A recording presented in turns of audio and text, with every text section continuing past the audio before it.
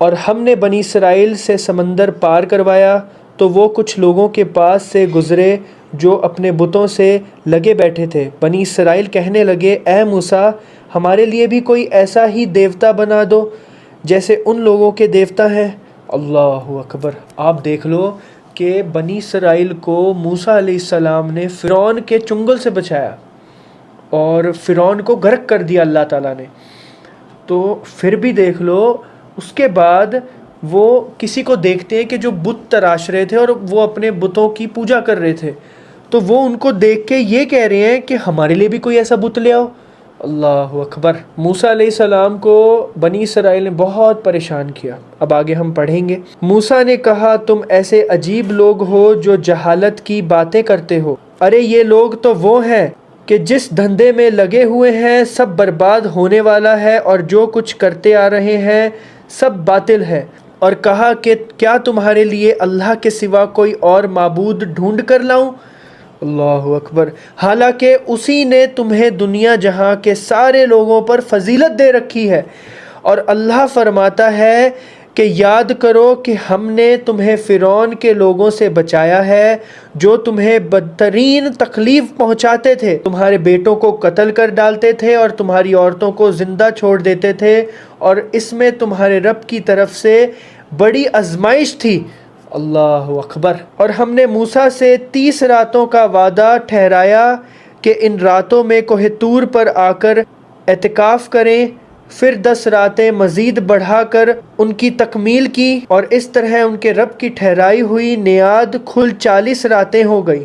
اب سمندر پار ہونے کے بعد جو واقعات ہوئے تھے اس کی تفصیل یہاں پہ سورہ الاعراف میں تو ہمیں نہیں ملتی ہے، وہ ہمیں ملتا ہے سورہ مائدہ میں جو ہم نے آلریڈی پڑھ لیا ہے۔ تو اس کے بعد کے جو واقعات ہیں وہ یہاں پہ فرما رہے ہیں اللہ تعالیٰ۔ اور موسیٰ نے اپنے بھائی ہارون سے کہا، میرے پیچھے تم میری قوم میں میرے قائم مقام بن جانا، تمام معاملات درست رکھنا اور مفسد لوگوں کے پیچھے نہ چلنا۔ اور جب موسیٰ ہمارے مقررہ وقت پر پہنچے اور ان کا رب ان سے ہم کلام ہوا تو وہ کہنے لگے کہ میرے پروردگار مجھے دیدار کرا دیجئے کہ میں آپ کو دیکھ لوں۔ فرمایا، تم مجھے ہرگز نہیں دیکھ سکو گے، البتہ پہاڑ کی طرف نظر اٹھاؤ، اس کے بعد اگر وہ اپنی جگہ برقرار رہا تو تم مجھے دیکھ لو گے۔ اللہ تعالیٰ سے کوئی زندگی گزارنے کی کوئی آسمانی کتاب لا کر دیں جس میں ہمارے لیے زندگی گزارنے کے قوانین ہوں۔ تو اس موقع پہ تو اللہ تعالیٰ نے اس موقع پہ حضرت موسیٰ علیہ السلام کو کہا کہ کوہ طور پہ آ کے اعتکاف کرو۔ اب یہ 30 دن رات کی بات ہوئی تھی اعتکاف کی، بٹ کچھ پرابلمز کی وجہ سے وہاں پہ 10 دن اور بڑھا دیے گئے اللہ تعالیٰ کی طرف سے۔ اب اسی اعتکاف کے دوران اللہ تعالیٰ نے حضرت موسیٰ علیہ السلام کو ہم کلامی کا شرف عطا فرمایا اور تورات عطا فرمائی جو تختیوں پر لکھی ہوئی تھی۔ اب اللہ تعالیٰ کا دیدار جو ہے اس دنیا میں تو ممکن نہیں تھا، تو لیکن اللہ تعالیٰ نے اس بات کا مظاہرہ حضرت موسیٰ علیہ السلام کو کرا دیا کہ دنیا میں انسانوں کو تو چھوڑو، پہاڑوں کو بھی یہ طاقت نہیں ہے کہ وہ اللہ تعالیٰ کی تجلی کو برداشت کر سکیں۔ پھر جب ان کے رب نے پہاڑ پر تجلی فرمائی، اس کو ریزہ ریزہ کر دیا اور موسیٰ بے ہوش ہو کر گر پڑے۔ بعد میں جب انہیں ہوش آیا تو انہوں نے کہا، پاک ہے آپ کی ذات، میں آپ کے حضور توبہ کرتا ہوں آپ کی اس بات پر کہ دنیا میں کوئی آپ کو نہیں دیکھ سکتا۔ اللہ اکبر! میں سب سے پہلے ایمان لاتا ہوں۔ فرمایا، اے موسیٰ، میں نے اپنے پیغام دے کر اور تم سے ہم کلام ہو کر تمہیں تمام انسانوں پر فوقیت دی ہے، لہٰذا میں نے جو کچھ تمہیں دیا ہے اسے لے لو اور ایک شکر گزار شخص بن جاؤ۔ اور ہم نے ان کے لیے تختیوں میں ہر قسم کی نصیحت اور ہر چیز کی تفصیل لکھ دی، اور یہ حکم دیا کہ اب اس کو مضبوطی سے تھام لو اور اپنی قوم کو حکم دو کہ اس کے بہترین احکام پر عمل کریں۔ اب اللہ تعالیٰ نے تورات کی شکل میں موسیٰ علیہ السلام کو آسمانی کتاب دی، جس میں زندگی جینے کا ہر ایک طریقہ بتایا گیا تھا، جس میں یہ بتایا گیا تھا کہ آپ کو کیا کرنا ہے کیا نہیں کرنا، وہ ہر چیز بتا دی گئی تھی۔ میں ان قریب تم کو نافرمانوں کا گھر دکھا دوں گا، مطلب وہی ہے کہ جو لوگ اس پر ایمان نہیں لائیں گے اور جو لوگ بک کے حساب سے، جو لوگ تورات کے حساب سے اپنی زندگی نہیں گزاریں گے، اللہ تعالیٰ ان کو ان کا مقام انشاءاللہ دکھا دیں گے نافرمانوں کا، جو اس دنیا میں اللہ تعالیٰ کے نافرمان ہیں۔ میں اپنی نشانیوں سے ان لوگوں کو برگاشتہ رکھوں گا جو زمین میں ناحق تکبر کرتے ہیں، اور وہ اگر ہر طرح کی نشانیاں دیکھ لیں تو ان پر ایمان نہیں لائیں گے۔ اگر انہیں ہدایت کا سیدھا راستہ نظر آئے اس کو اپنا طریقہ نہیں بنائیں گے، اور اگر گمراہی کا راستہ نظر آ جائے تو اس کو اپنا طریقہ بنا لیں گے۔ یہ سب کچھ اس لیے ہے کہ انہوں نے تمہاری نشانیوں کو جھٹلایا اور ان سے بالکل بے پرواہ ہو گئے۔ اور جن لوگوں نے ہماری نشانیوں کو اور آخرت کا سامنا کرنے کو جھٹلایا ہے ان کے اعمال غارت ہو گئے ہیں۔ انہیں جو بدلہ دیا جائے گا وہ کسی اور چیز کا نہیں، خود ان اعمال کا ہوگا جو وہ کرتے آئے تھے۔ اور موسیٰ کی قوم نے ان کے جاننے کے بعد اپنے زیوروں سے ایک بچھڑا بنا لیا، ایک بے جان جسم جس سے بیل کی سی آواز نکلتی تھی۔ اس بچھڑے کا ذکر جو ہم نے سورہ بقرہ میں آلریڈی سنا تھا، اگر آپ کو یاد ہوگا۔ بھلا کیا انہوں نے اتنا بھی نہیں دیکھا کہ وہ نہ ان سے بات کر سکتا ہے اور نہ انہیں کوئی راستہ بتا سکتا ہے، مگر اسے معبود بنا لیا اور خود اپنی جانوں کے لیے ظالم بن بیٹھے۔ اللہ اکبر۔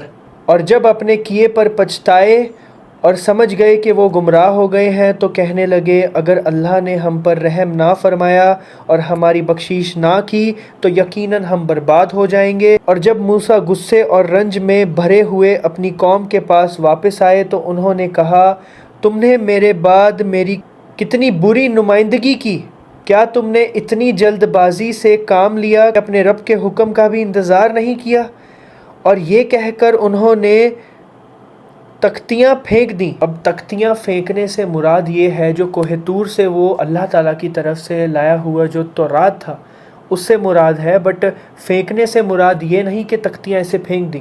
تختیاں انہوں نے ایک جگہ پہ غصے میں ایسے رکھ دیں، پریشان ہو کے کہ میری قوم نے یہ کیا کر دیا میرے پیچھے سے، اور اپنے بھائی ہارون علیہ السلام کا سر پکڑ کر ان کو اپنی طرف کھینچنے لگے۔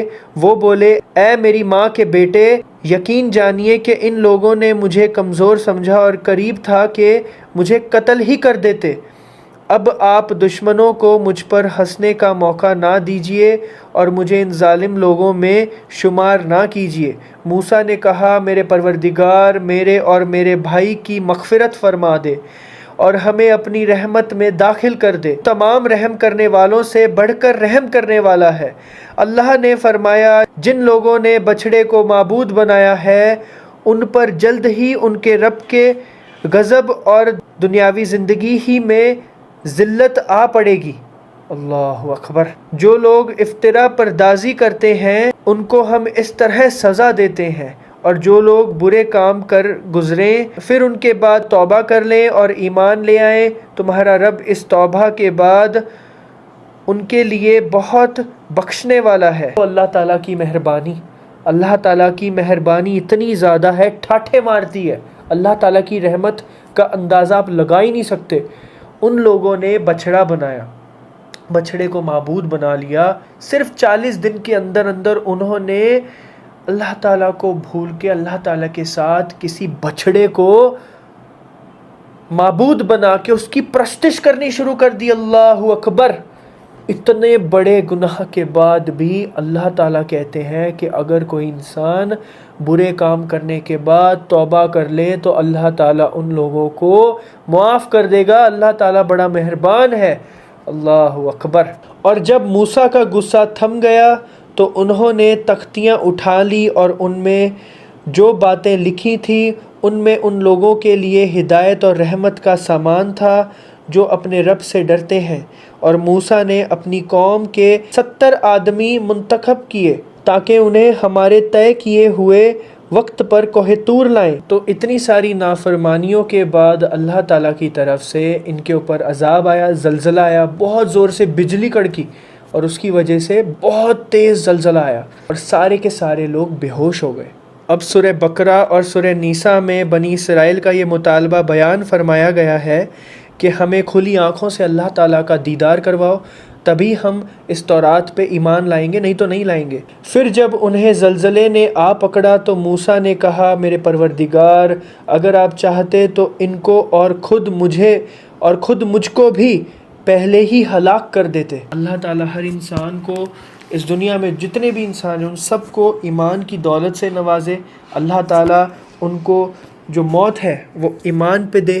اللہ تعالیٰ سے یہی امید ہے اور اللہ تعالیٰ سے ہم یہی چاہتے ہیں کہ ہمارا جو خاتمہ ہو وہ ایمان پہ ہو، ہم اچھے انسان بن کے اس دنیا کا جو ٹیسٹ جو ہے اس کو ختم کر کے صحیح سے اس دنیا سے رخصت ہوں، ہم اللہ کے نافرمان بندوں میں سے نہ ہوں۔ اور آپ دیکھ لیجئے اکثریت آج مسلمانوں کی کیسی ہے۔ مسلمان رسوا کیوں ہے؟ آپ خود اپنے آپ سے پوچھئے، کیا آپ 5 وقت نماز پڑھتے ہیں؟ کیا آپ قرآن کریم کو پڑھتے ہیں ترجمے کے ساتھ؟ آپ اپنے ارد گرد دیکھو نا، اپنے گھر میں ہی دیکھ لو، آپ دیکھ لو کتنے لوگ ہیں کہ نماز نہیں پڑھتے ہیں۔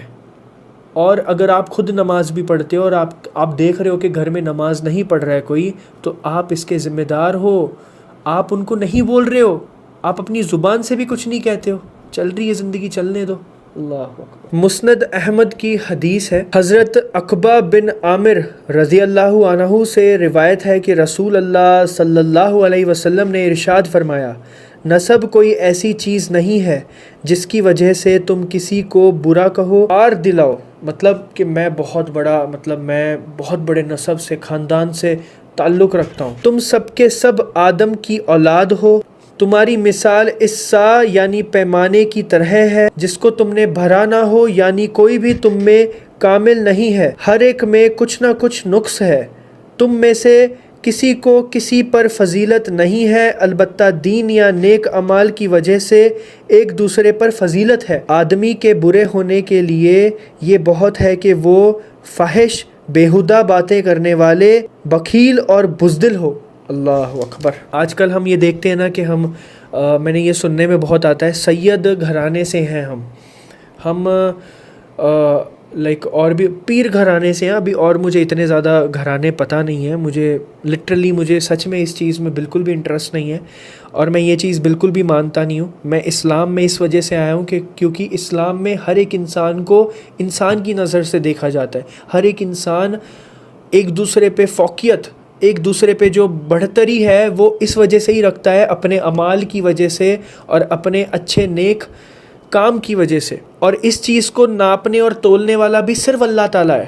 آپ نہیں کسی کو جج کر سکتے ہو کہ وہ کتنا اچھا ہے یا کتنا برا ہے۔ تو یہ ایک چیز بہت امپورٹنٹ ہے، ہمیں ہمیشہ دھیان میں رکھنی چاہیے۔ السلام علیکم ورحمۃ اللہ وبرکاتہ۔